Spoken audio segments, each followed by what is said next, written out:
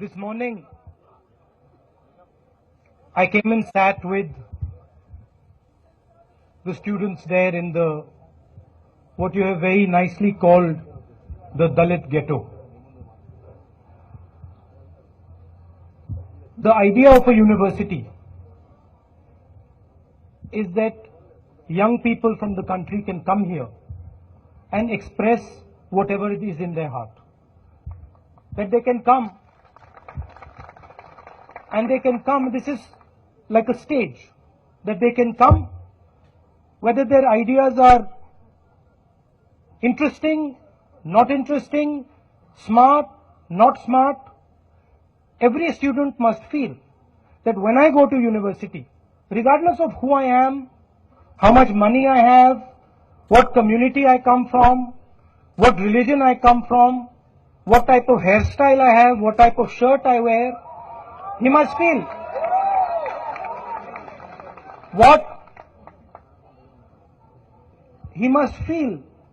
that this is an institution that I can say whatever I want without punishment, without pain.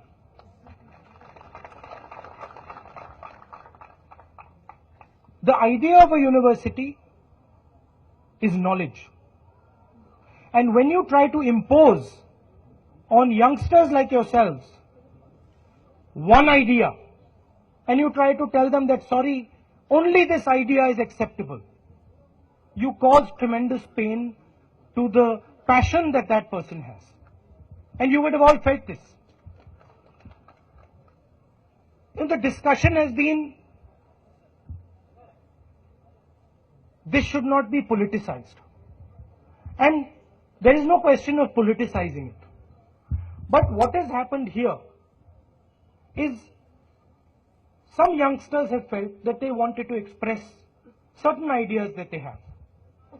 And the institution, instead of operating fairly, instead of letting them speak, maybe even saying, we don't agree with you, but you can speak, has used its power to crush them. And the Vice Chancellor and the Minister in Delhi have not acted fairly. What is the result? Show me a picture, please, of Rohit. The result is that this youngster, yes, that picture, I like that picture, that this youngster who came here to improve this country,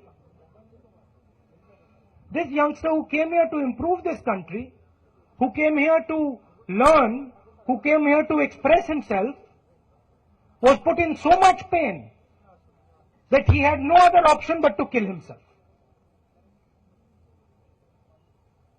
So to me, I agree with the students here. Certainly he has committed suicide. But the conditions for his suicide have been created by the Vice Chancellor and the Minister and the institution. And that means that there is no question, absolutely no question on merits for the Vice Chancellor to remain here. The second point is that when a student of a university dies, whether it is suicide, or it is an accident, or it is an illness, the man in charge of the university has to show the bare minimum respect and courtesy to go and meet that person's family. And the fact that this gentleman has not had the decency and the dignity to meet the mother here is also an insult not only to this country, it is an insult to this institution, it is an insult to every single student in this institution, and it is an insult to every single teacher in this institution. Now, the students have asked for two things. And I think both these things are extremely valid. The first point is that a loss has been caused to this young gentleman. A loss has been caused to his family and to his mother. And they are not millionaires.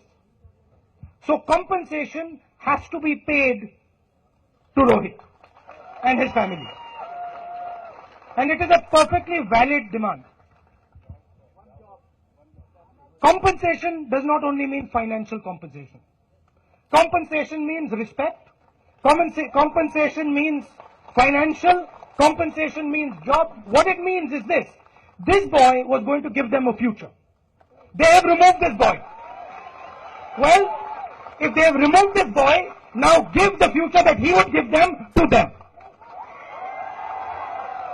The second point, which I've already mentioned, there are certain people who are responsible for this boy's death. The Vice Chancellor is among them. The Minister is among them. And the people that have applied pressure on this boy for expressing his ideas, his thoughts are among them. They should be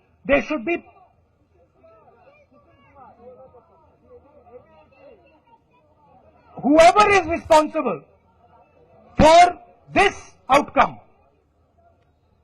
has to be punished in the strictest manner possible. And I would add another third thing from my side, which is that I have come here for Rohit. But Rohit is not alone. Even these 5 or 6 people who are sitting with Rohit are not alone. Even you, all of you students in this university are not alone, because in every university in India this is happening. And it is very important that we do not let this ball fall here.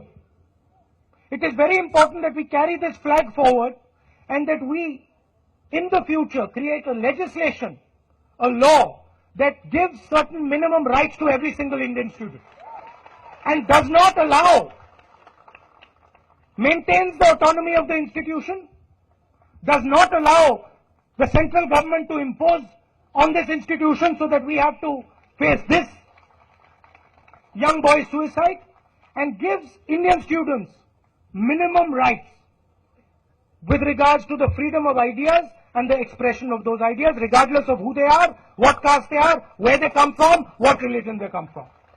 I have come here not as a politician. I have come here as a young person who feels what you are going through. I do not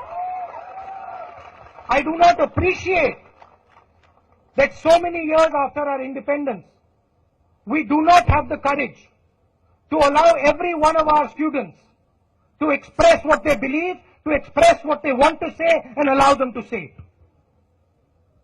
And I'm going to make sure that we fight for that and that we build an India where every single person, regardless of where he comes from, what social group he comes from, what religion he comes from, can proudly stand up and say, this is what I think and this is what I believe. Thank you very much.